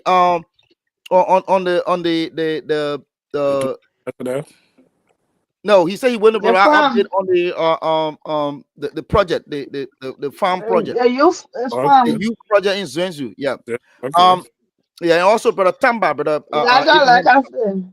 Yeah, Elijah Legacy. He willing to provide update on Elijah Legacy. That would be cool. I want to hear that. That would be cool for the hear that. Yeah, we want to hear that. We want to hear that. Brother Leroy want to hear that. We're gonna call the youth sometime in January. We're gonna call the youth. Brother Tamba. Where's Brother Tamba? Yeah, Brother Tamba, it's been a long time, man. Yeah, welcome. Thank you for watching, Brother Tamba. Brother Dappler. Yes, thank you so much. What I'm talking about. That he left the church. I don't know why. I'm shocked. I'm shocked as well. His sister. Well, his sister that's another thing. We can bring Samuel on sometime to talk about that. Yeah, we gotta bring Samuel on sometime, and absolutely, we want to bring Brother Dappler on. Yeah, a very quiet young man that I know. Exactly, I'm telling you. You those for two. Yes. You had to come on the show, man. We had to find out to bring on the show to be friends. Absolutely. Yes, yeah, absolutely. And our sister Marlene Mulba. And folks, we went to Minneapolis, and anyway, the rest is history. Right now she's in the ice. She's in the mouth. They were more hiding under the comfort of French called duvet. The one that when you cover yourself, you get hot in 1 minute. That's why she was hiding herself under the duvet. Yeah. Oh, Body have a mailbox. Yeah. And our sister, this is my own sister. I'm Maria. not going to say our sister. This is my own sister, Royal Nipe G. Thank you so much for Yeah. following. Yes, folks. Listen, guys, this conversation is, I mean, more. We don't have enough time to discuss this. To be honest, Oh, I Dave mean, Laflomo is following, and Grace Jocelyn is also following. oh, Mother Jasper, look at that. Um, Yeah, Dave One it's Laflomo. our reactor. yeah. We actually don't have much time to really discuss this, and coming up in the next year, 2025, we're gonna try as much as possible to really dig deeper. To dive, take a deep dive into most of these issues and really try to dissect them, bring people on that will really help us to understand, like the same brother Sonny George, like our brother who was in the system, brother Zina. You understand? He sent checks through the door and how he came back, whether he came back or not. But Elijah, I want to ask you this Assistant. question though. Did the youth get that 12,000 back? I know some 12,000 came for the youth. It got stopped somewhere in the terminal, the LCL terminal, and as after years, they agreed that okay, the money was a youth money, and did they come out of the air? Did they come out of the terminal, or it just stay right there for security reason? Or you're part of the 53 thing? Well, I think the immigrations are still investigating. Immigration, And immigration when it, process. and when that's a very serious No, it issue is serious. that you Couple, will have. couple. Let me get you the meaning. A Go very ahead, serious couple. Go ahead. issue It's that you serious. will have a central office and you don't have a control. You don't have any internal control system because if we had internal control system in our central office, the issue of Black 53 or 54,000 would have been noticed. Way back, the treasurer would have noticed that before even they're coming setting up a committee before they noticed that all this amount was taken. Yeah. Because probably everybody was just doing everything, or one person was just doing everything. The man who received the cement do the report, the cement is vessel. Even if he takes the money, he does the report, he cover it. In essence, there is no control system. So when anything has failed, you will never discover it on the external auditor account. That's the only way you will discover such a thing. Yeah, Couple, so I don't I agree with that's you. very, very serious. For the a Yeah, D-hole cover I hole. agree with you, couple. And like when I Yeah. was, like I said earlier about accountability and trust and how people take the work seriously. As a treasurer of the LCA, you are put in charge of all of the church's property, being a real estate, being a financial or material value. You are in charge of all those things. Like I said earlier on previous shows, um, the treasurer of the LCA has the burden of responsibility to report to the LCA Executive Council and that of the partners on a quarterly basis.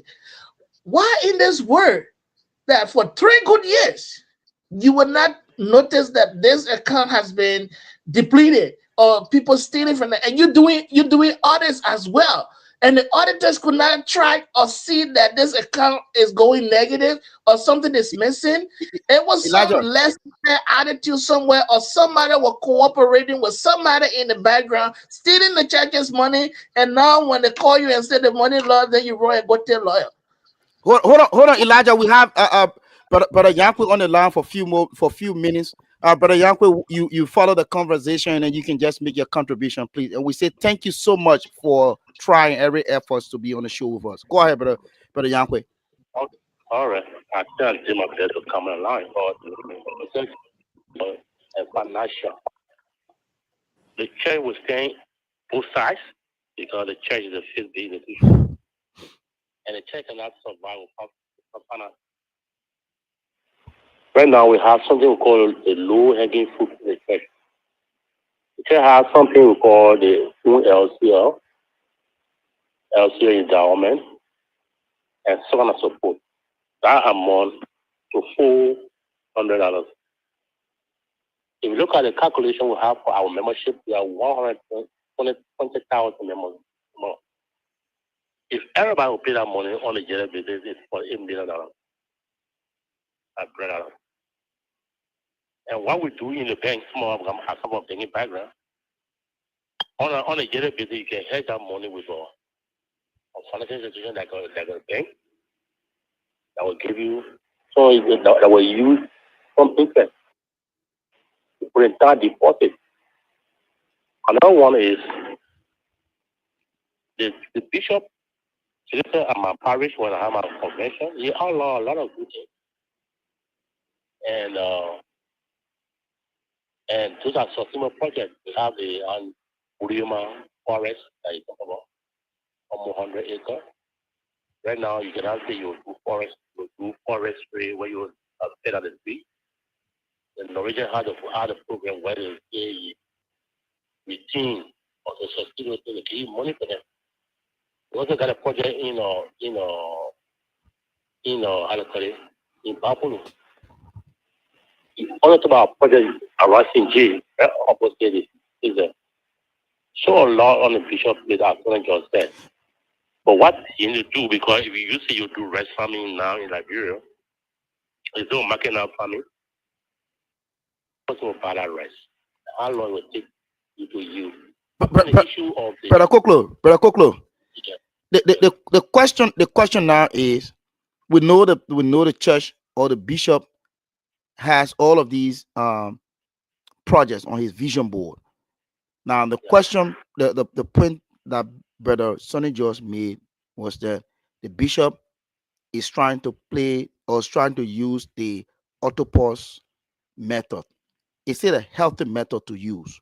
Because no, I said from the beginning that we have for the 8 million is the treasurer of the Lutheran Church in Liberia is vigilant enough. That for the 8 million through the government. Because just today I was in the church with my man said, but for all the money, I'm not sure we related to the church. We had that money in the congregation. We pay $400 for membership, everybody. That's about 120 member. That's for 8 million. That's a low end scheme. Also, all the parishes in Morovia going to be $1.2 million to the church annually. That's called it.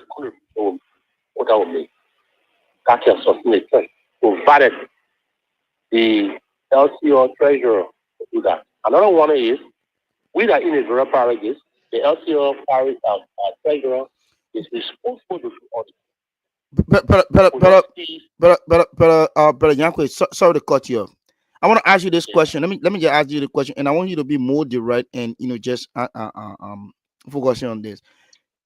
With all of the contribution that you talked about that member congregations should provide to the church, what is the church doing to subsidize some of the projects in the local congregation? And the reason I'm asking is this: let's take, for example, our partner church who established the Lutheran Church in Liberia, right? The ELCA. They have already gone. They told you that, quite frankly, you are with them every day. They are cutting down their. No. What I'm saying is, you're asking that locally we should contribute $1.6 million, which is possible if each person contribute, for example, $2. One person each, 100, right? So the point is, what is the contribution of national church to these local groups to encourage them to give back? For example, we have the school project in all the parishes. That is the most sustainable project. Okay. Yeah. So what is the central church contribution to these schools? Like Barnabé is building her school. What is the central church contribution? What is the central church contribution to St. Matthew? First thing, the senator does not have the money to support the churches for that school project. So other projects. Okay. The church does not have money. The church paid us on staff. I'm saying by the low hanging fruit where you get money on a year basis. At first, we had a dependency on the partners. And you tell me you are part of the ELCA there. They have cut down everything. We got $8,000 as a youth when our youth financial secretary. Every year, me, Reverend Burma, and Reverend Gono, we got our money and we make sure that you have programs. That money is now for coming again. Everything has gone down. Right now, what we want to do, as one fellow said, he's not a member of the Lutheran Church, but he get a good contribution. Ourselves too, we should realize that we don't have these partners supporting us again. So one thing I'm telling you, the Lutheran Church, through the treasurer office and even the central office, need to enforce our contribution. Another one, Elijah said about accountability. Yes, That's the most. That's the focus of our church. You see that's where my question is coming from, because if we keep asking the local congregation to contribute, they are contributing, and we are not giving anything back in response. It could not only be financial, but let's say we giving back some tangibles that they can see. Are you aware that there's Always. there's some form of stealing that went on in the church just recently, a few weeks ago? Definitely, I know about them. I know about them. And that's the same local contribution. Bannerville directly benefited from couple is there with you from the LCR. When we went to school in Bannerville, at the time the school was not giving, we're not for hearing. LCR stepping, and we benefited. Maybe it could be a 10-month salary paid to our people. We benefited. So we need to do programs, write proposals that will be sustainable program. Also, listen, the treasurer of the once there are my boss at the Red Cross. Every project. All right, we lost. Oh, let me just clarify that. I really didn't get that part when he said the church benefited when the school what we benefited. Well, I think that came about when LCL school system said all the parishes should put that school on the school system, and our money was paid directly to to to the school system, so they were responsible to pay our teachers. And I think certain time of that salary delay or they were not relating money. So what the teachers did, every little money they receive, they share it among themselves and they took it as credit. So at the end of the day, everything just went like that. But So another thing again, Cocoa Sprite, when it comes to the 200,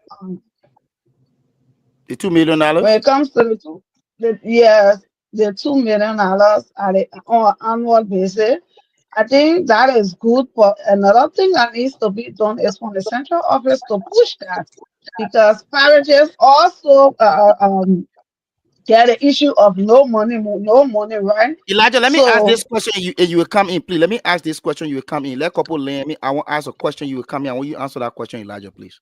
Go ahead, couple. Just when you wrap up, couple. When you so land. the issue of the who own LCL and the LCL endowment, I think that is $400 that a person should pay every year. That's a contribution to LCL.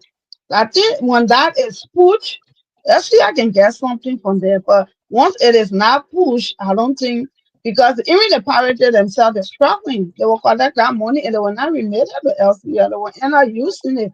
You got the end of the day, pirates say, but I don't have this. But if it LCL of it is pushing that they do a monitoring, a monitor on a monetary basis, every on a quarterly basis. It is done. Whatsoever that is collected and they remit it to LCR, I think that can be of help to the central office.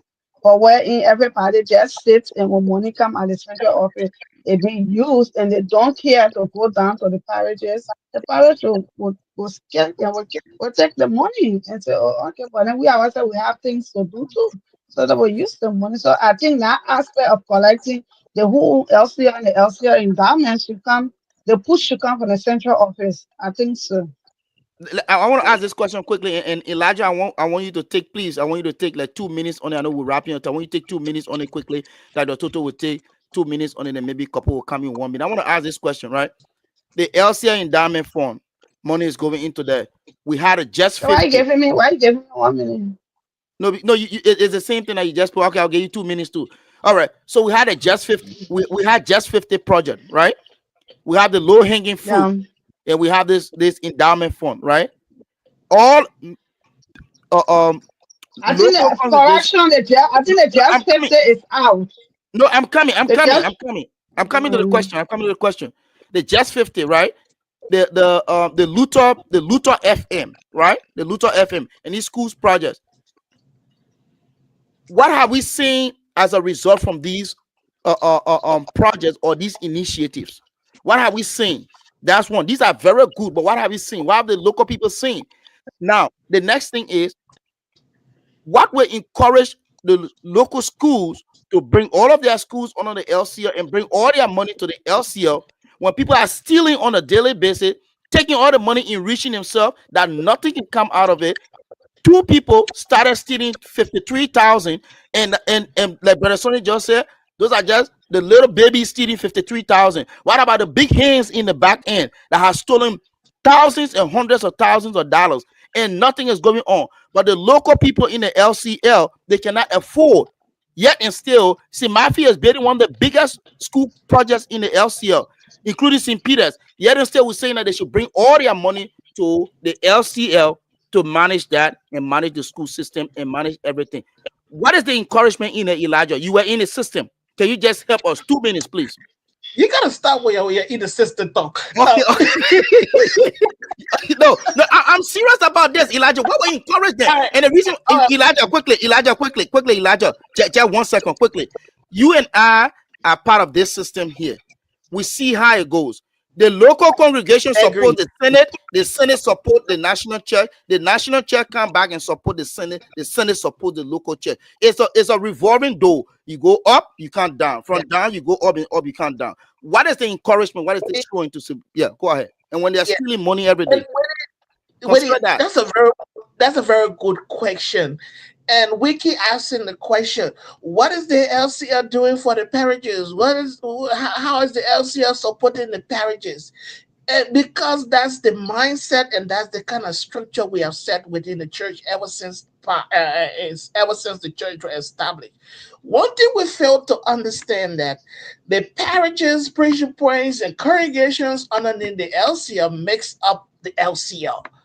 And these parishes, they need to support the LCL central office. Sure. The LCL central office, like you heard Brother Tony just saying when I asked the question specifically about trauma healing, right? And he said, these are donors' money, you got to spend it to zero balance, right?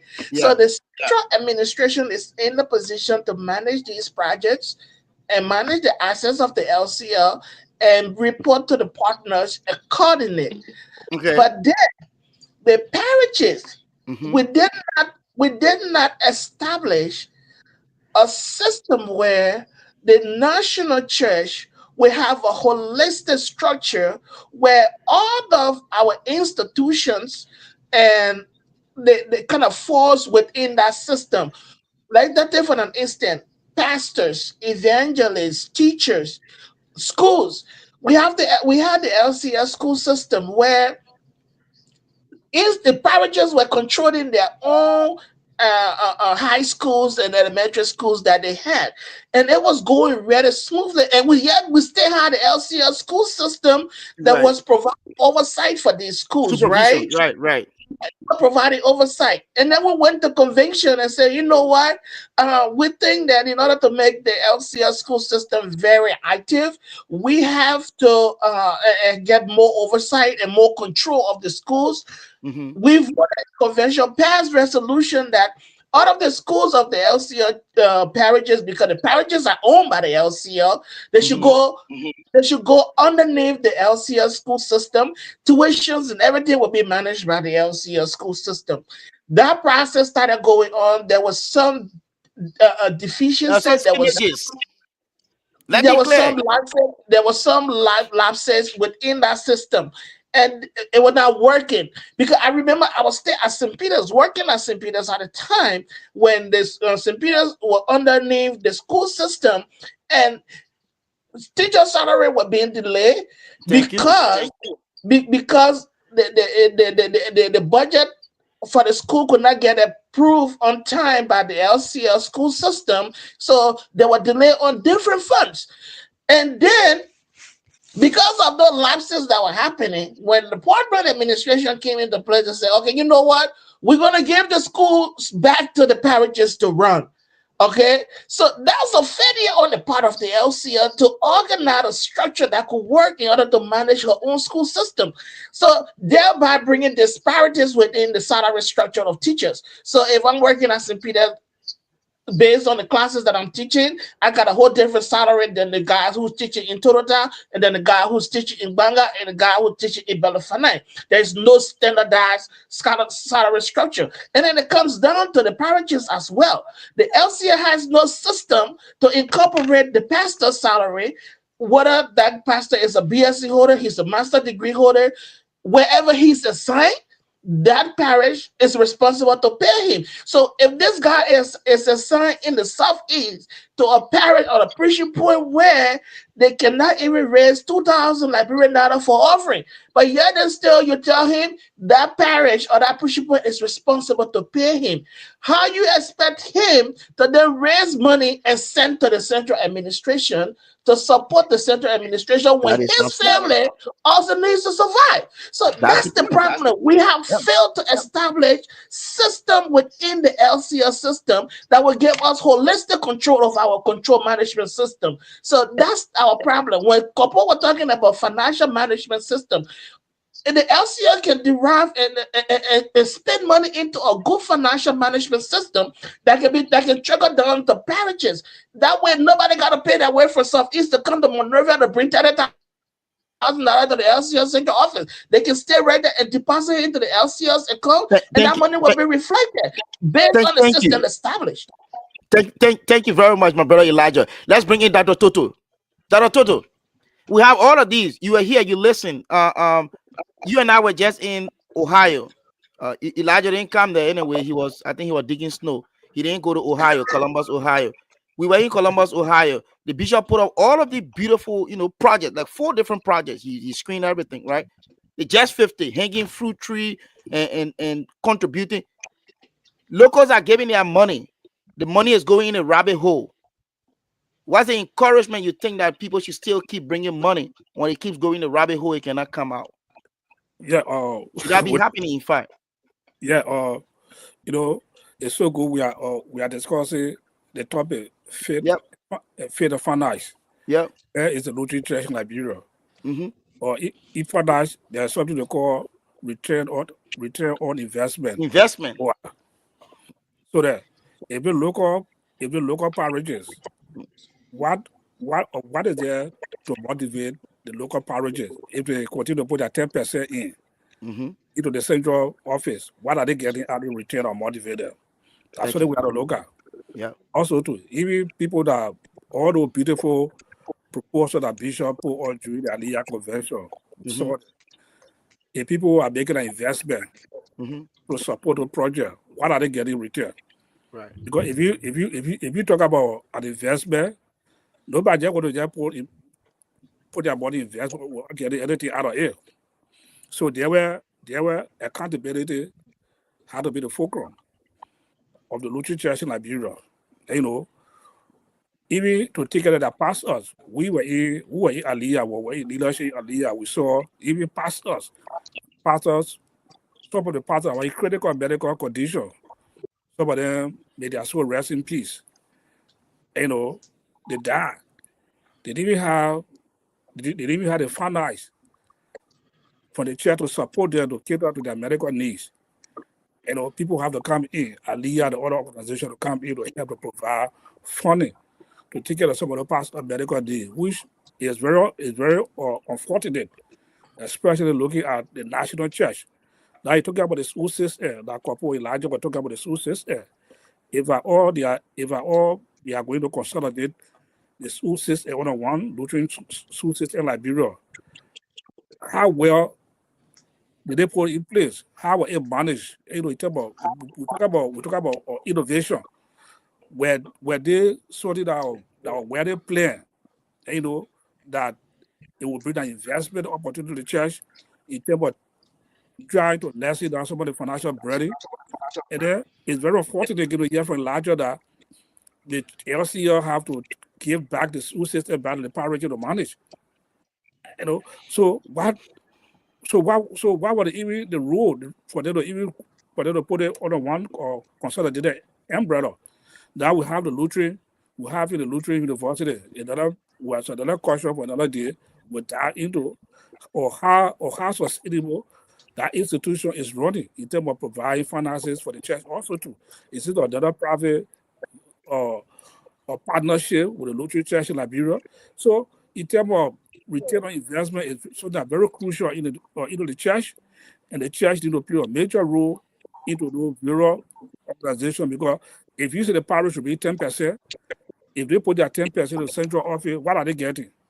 If a pastor, like Elijah was talking, if a pastor is assigned to the southeast, or maybe somebody in bad rural area where the people can even raise or $10 per offering, and you expect the local church council or the local church to pay their pastor.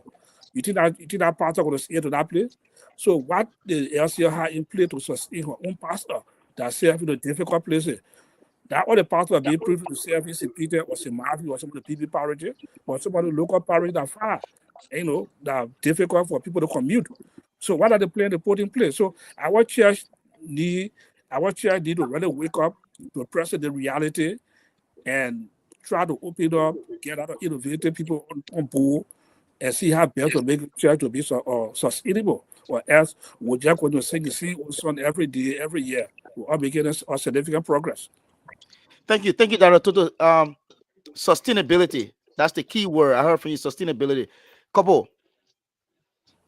Um, are we really being, when I say we, I'm talking about our church, is the LCL really being accountable of all of the funds? Let's forget about partners. Let's take partner out of the equation, because I remember we had our own LCL project. You, myself, Dorcas, and our sister Lima, we all, and brother Dobberson, we worked on our project along with the late Reverend Mango, the own LCL project. Members send in money. I said the own LCR or the evangelist. No, I think it was either evangelism or own LCL or something where people contributed money. We The counted evangelist when I was talking. evangelism for the L, but it was actually like local contribution to the church. Yeah. We counted money. Elijah, we counted money. There was Liberian component and the US dollar component. We counted money. What's the start of all of those funds that were raised? Okay. Then we also talk about the Luther FM. We heard at some point, money was taken, and Reverend Davis was asked to pay back at one convention, Monrovia Davis Security Convention, and she paid the money back. All right. So now the issue is now on Reverend Davis. What's the start of Luther FM? Where's the money? Okay. Sure. And like Brother Toto said, return on investment. Are you going to expect St. Matthew now that is spending on a project over 200,000 United States dollars, and the LCA is coming nowhere? The LCA is driving by and just looking at St. Matthew struggling. Once St. Matthew is done, say, okay, here LCA, and come and take care of it now. I mean, how can we reconcile that? Yeah. I think the issue of what LCR can do for the parishes, what Mhm. LCR has, what do they have? What the church, what do we have? Because we are LCR. LCR Right. doesn't have money, so we No, but don't expect we have anything experts. We from have experts LCR. though. Mhm. Yeah, they got expert. Yeah.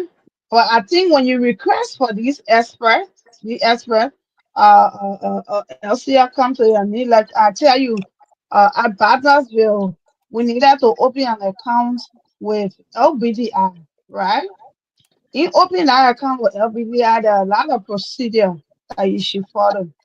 But we did not follow that procedure because LCR as a parent body, we were like, oh no, LCR. So whatsoever, I think LCR did a cover letter to the bank.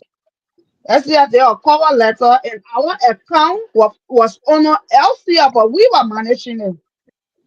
So you see, so I think that's one of the help. And I think in applying for loan, when you want a loan from what I understand, when you want a loan for a bank, I think LCR can come in too, can come in the same either with a cover letter or with something you want to use anything of them. But the issue what we would say we will need this from LCR in return. LCR doesn't have money. LCR No, doesn't have but money. Like again, someone said, we are the we only LCA, like you we said. went and we said, and we went and we said. we give this contribution to the church. For what the church is giving us is not specified. But I'm to pay $400 every year to a church, to my central church, to run the church. So how do we expect the office to run? Stationary sheet, all of these things. So we continue to say so until, for me, I will look at the issue of accountability. Thank you. I pay my money, it should be accounted for, right? Yes. I pay my money, you should account for it. You shouldn't be like, so then Mr. S eat them. You can't drag Mr. S to court. So there, Mr. Y take it, then I sit down in the house and want to settle it.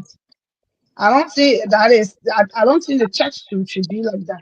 The There church other should people serve go, an but example, but there should other serve an people. example. You mention Mr. X and you Yeah, mention Mr. Y and Mrs. X, but you forgot to mention the youth Z or Mrs. B or Mrs. R that will go and borrow money to in their own yeah, interest from the same church well, that our does own not have interest, money. yeah, That's the yeah, accountability we're talking about. So that's why yeah. the The LCA can same give church back. I get money, I get the You money can and give then back borrow it and money accountability. yourself. Okay, Exactly. You can go example, among we yourself want to buy and a withdraw car. money. We want to buy a car. Okay, we Right. have the money to buy a car. Why do you want me to tell loan, to tell that same money that I buy the car for myself? Right. Why the church can buy the car itself for the position? So tomorrow, Exactly. Mr. S is not there. That It's out car is there there for that for that position. person. But that car is not for me. No. Yeah, it's not For the for church is me. you. So these Right. are things that we should all should be accountable That's for. why we're So talking to if you couple. want parishes to support central office, we Mm-hmm. should be accountable to our parishes. Yep. Yeah, we should Yep. be. Hey, Yep. yeah, that's So what I folks, you are in tune to MLC Talk. We want to thank you for being here with us. We are in the last minute of our time. We're gonna give each person actually just 2 minutes 2 each. hours. Yeah. We're gonna give each person 2 minutes each. Probably a minute. We're gonna give a minute wrap. But Dr. Toto did not talk much today. It's the man in the system and his sister. They've been having a show today. So Dr. Toto will give you. We're gonna give Dr. Toto 2 minutes. We're gonna give the system director, the system LCS system analyst. We're gonna give him 1 minute and we'll give our sister couple 1 minute. Go ahead, Dr. Toto. yeah, thank you. Your closing comment, please. Those were the two people that says, yeah. Yeah, So they were in the system. Yeah. that's exactly what went off. But again, a very good show today. To our listening audience out there, if you want to say Merry Christmas or Prosper New Year, we discuss faith and finance. What is the Lutheran Church? As a Lutheran Church in Liberia, which is a very good topic. As I say in my opening statement, I think some of the problem we find in the church in terms of governance derived from the missionary. The missionary did not, from our perspective, the missionary did not do a due diligence to train the local how to handle responsibility in the church, and which brought us to where we are today in terms of innovation and to move the church forward. So it on us that to be more innovative, to come up with strategies and the idea to move the church forward to a full capacity. The church need to build or strong human resources or strong human capital management system to manage the church. In terms of best management of funds and other activity have been too long.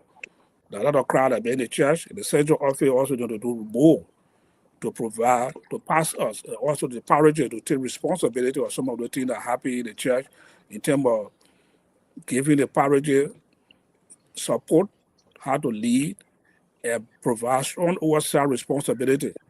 I was discussed yesterday on the youth program, on the youth show, when they were preparing for their convention. It's starting to hear that what some of the youth were saying in terms of support from the central office also too. So the central office have to do more. They're not about winning election and be elected official of the church. But what governance system are you putting in place to make the church to be sustainable? So that should be the bigger takeaway from us today on the show where there was sustainability and the fight corruption in the church. Thank you, Dr. Toto.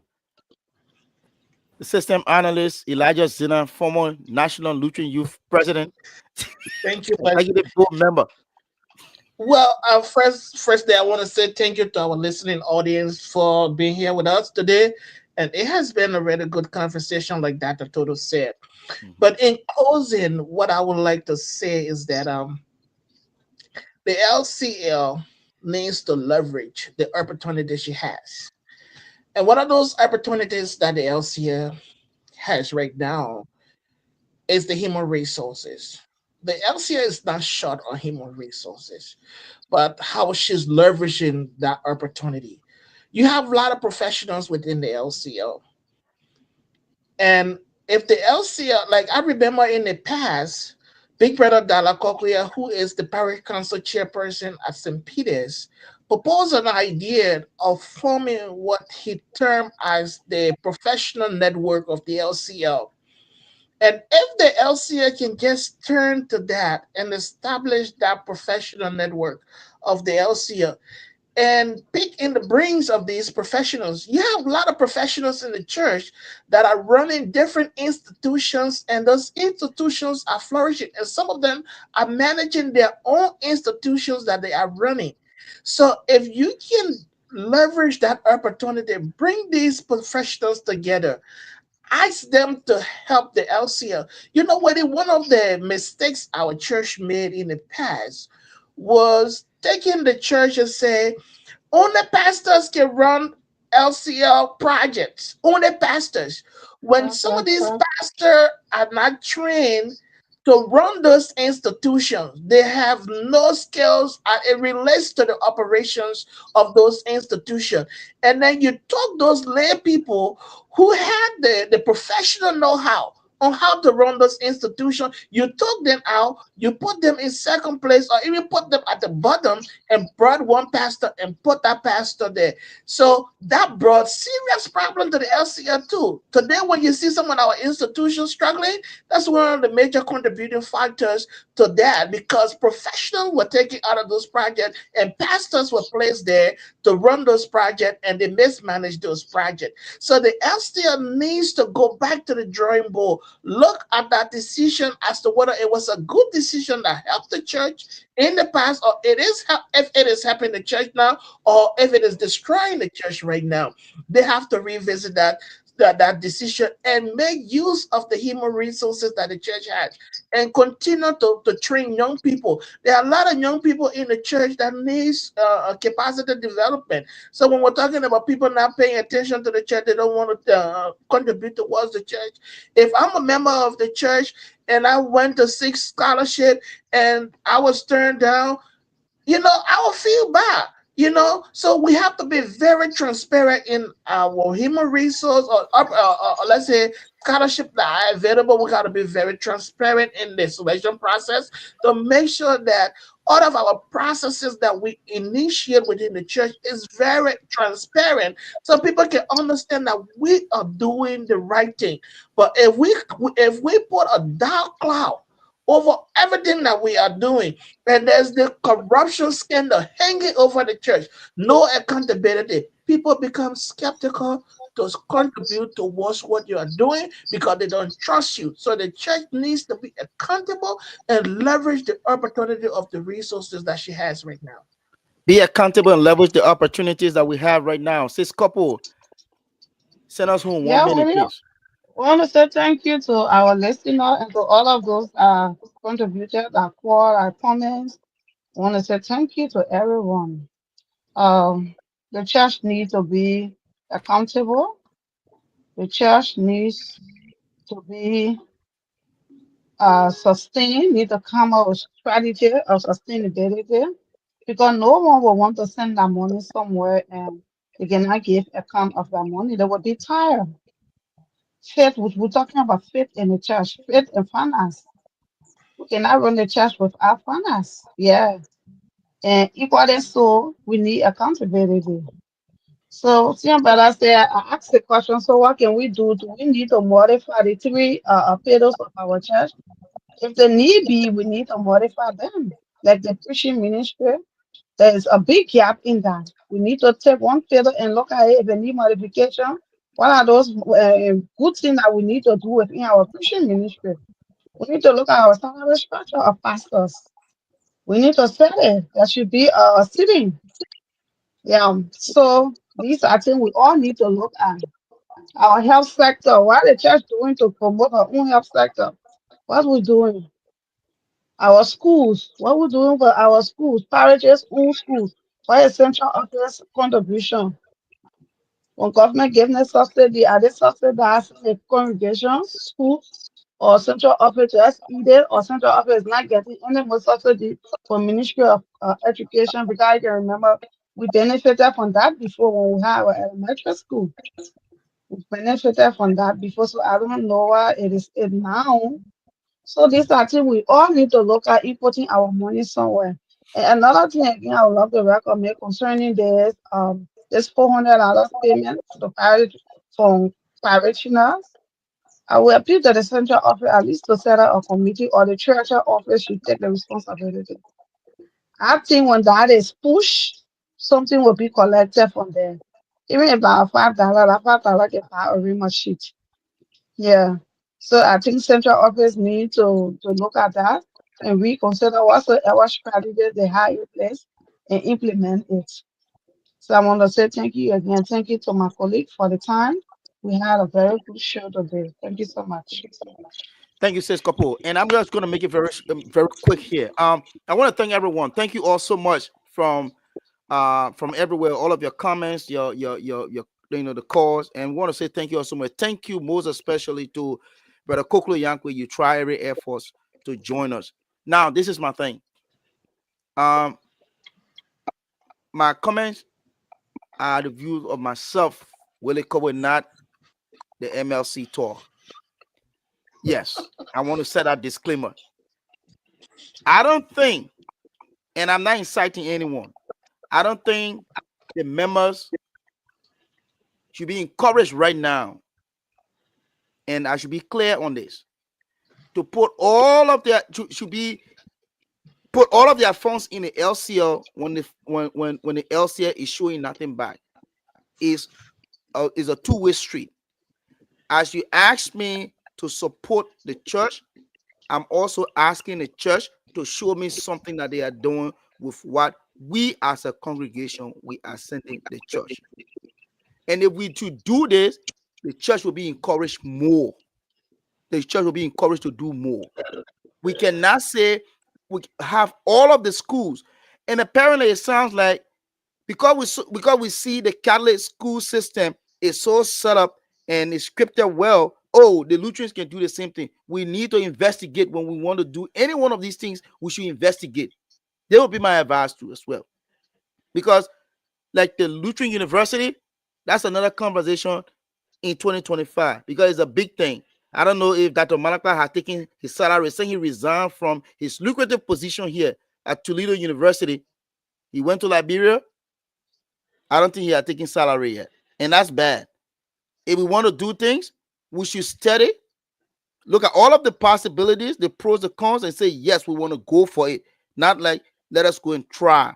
I saw a Reverend Brian Wheeler. Thank you so much. He's trying his best. He's saying that if you need more information, call me. We're looking at Lutheran University and to call you? No. The schools, the university have a number to call. There are so many things in there that we need to discuss, to unpack when it comes to Lutheran University. But that will be a conversation for another day. But I just want to encourage all of our members. Let us stay strong during this festive season. We know that it's challenging. Our youth, kudos to you guys. Brother Jerome Jala, to the president and to the director, I want to say thank you all so much. And all of our folks, we say thank you for following us. And we will see you next Sunday. Next Sunday is Bishop's Hour. We're going to be bringing the bishop back on board. And before we close out tonight, we want to recognize the presence of our manager. This is our manager. Better be Abel Lewilly. He's following us from home. We want to recognize him. And again, until we meet you next Sunday, may God bless all of us. And may God wish every one of us, and we wish all of you, rather, a happy and a prosperous new, Christmas. Christmas, right? Yeah, man, I'm flying at this. Guess what? I'm going to remove my wisdom teeth. So it's like I'm just fast forwarding everything now. I know it's the 31st of this month. I'm going to remove all four. Please pray along with me as I go to remove all of them. Until then, All four at once. all four, man. We got to take this off. Yes. Kudos to you. You guys All right, guys.